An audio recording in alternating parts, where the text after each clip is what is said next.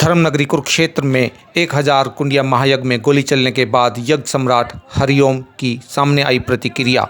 यज्ञ सम्राट हरिओम ने बताया कि महायज्ञ में दूर दराज से ब्राह्मण आए हैं जिनकी मुझे पहचान नहीं है। महायज्ञ को शरारती तत्व नष्ट करना चाहते हैं। उन्होंने सभी जांच एजेंसियों से निवेदन किया कि इसकी उच्च स्तरीय जांच होनी चाहिए। जब उनसे पूछा गया कि खाने को लेकर विवाद हुआ था तो उन्होंने कहा कि सभी धर्मशालाओं में ब्राह्मणों को भोजन परोसा जाता था और अगर खराब भोजन की बात थी तो मुझे बताना चाहिए था ताकि मैं उचित व्यवस्था कर पाता, मगर उससे पहले ही इतना बड़ा विवाद हो गया।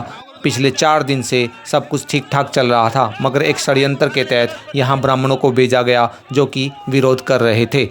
यज्ञ सम्राट हरिओम ने कहा कि कुरुक्षेत्र के केसर पार्क में 1000 कुंडिया महायज्ञ में गोली चलने और ब्राह्मणों के जख्मी होने और चोटिल होने के सारे मामले की एजेंसी से जांच होनी चाहिए। उन्होंने कहा कि जब तक सांस है वे हवन यज्ञ जारी रखेंगे। डीएसपी मुख्यालय सुनील कुमार ने बताया कि महायज्ञ में 2 पक्षों में आपस में कहासुनी हो गई।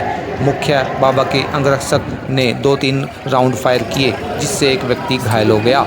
विरोध स्वरूप लोगों ने सड़क पर जाम लगा दिया जिससे समझा बुझाकर बाद में खुलवा दिया गया था। जी क्या कहेंगे, अभी कुछ देर पहले जो विवाद हुआ है उसको लेकर क्या कहेंगे? आपके ऊपर आरोप लगाए जा रहे हैं कि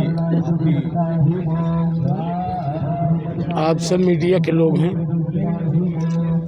आप ही सब इसके प्रचारक हैं, आप ही लोगों ने प्रचार किया पूरा यज्ञ का और हमारे ऊपर आरोप प्रत्यारोप जो लगाते हैं ठीक है, लेकिन यज्ञ को संपूर्ण करें।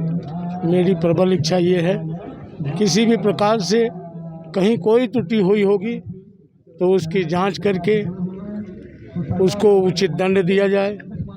कहीं कोई ब्राह्मणों में ही कहासुनी हो गई, कहीं पता लग रहा है किसी ने कोई मारपीट दिया होगा। इतने लोग हैं, अब हम हर आदमी को नहीं जानते कौन बहुरूपिया किस रूप में आकर के कार्य करता है। मैं कैसे कहूँ उसको, एक डंडा किसी के मार पब्लिक में एक डंडा तो किसी ने मार दिया, उसके बाद पब्लिक अंधी होती है।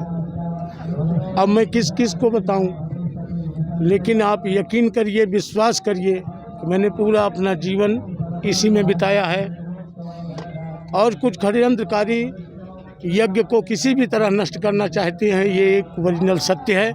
बाकी पूरी तरीके से जितनी एजेंसियां हैं वो सब जांच करें, कहीं कोई त्रुटि पाई जाती है तो उसको दंडित करें। खाने को लेकर विवाद हुआ है जी, कह रहे हैं खाने को लेकर के कैथल वाले भंडारा दे रहे हैं, मंत्री जी पास में खड़े हैं, सारे वर्कर खड़े हैं। आप खुद जानते हैं कि मैं इस ग्राउंड को छोड़ करके कभी धर्मशाला में नहीं गया।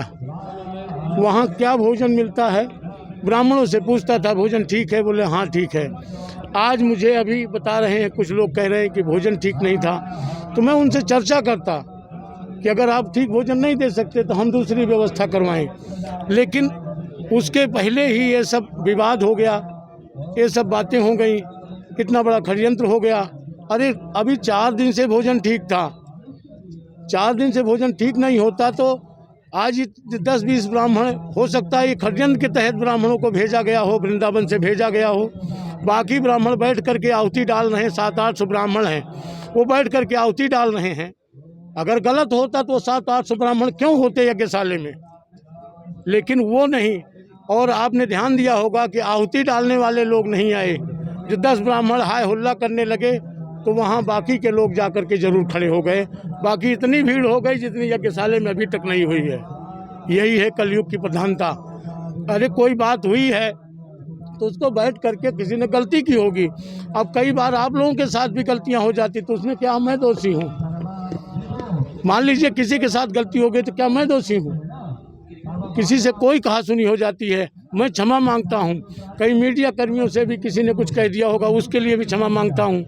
ब्राह्मणों को बुलाया कि जो तुम कहोगे मैं वो मानूंगा, लेकिन कई बार 10-20 ब्राह्मण भेज दिए जाते हैं। ऐसे पहले भी 500 कुंडी में किया गया था, लेकिन वो किसी तरह कंट्रोल करते हुए यज्ञ पूरी कर ली गई थी।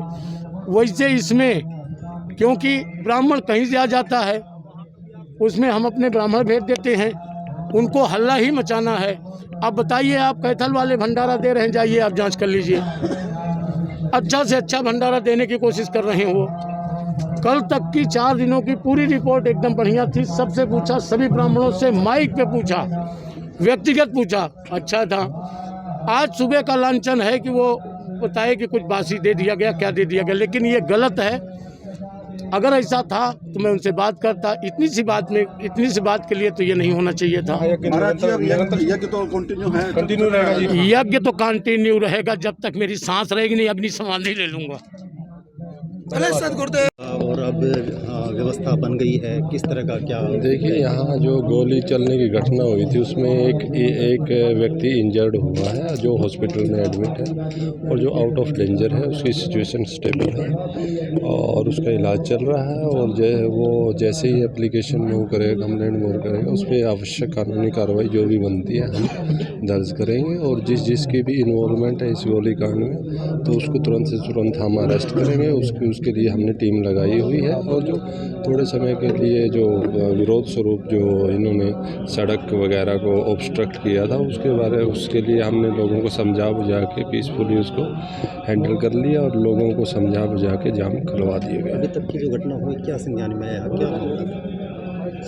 ये सुबह 9:30 बजे के करीब एक गोली चली थी और जिसमें एक बंदा इंजर्ड हुआ था और जो अभी आउट ऑफ डेंजर है उसका इलाज चल रहा है। तो हम जो भी आवश्यक कानूनी कार्रवाई बनती है जल्द से जल्द उसको एप्रीहेंड करके और जो भी लीगल नेसेसरी एक्शन बनता है वो अमल में लाएंगे। कितने लोगों को लगी? अभी तक हमारे संज्ञान में एक ही व्यक्ति को बुलेट इंजरी हुई है और वो आउट ऑफ डेंजर है। फायरिंग कितनी?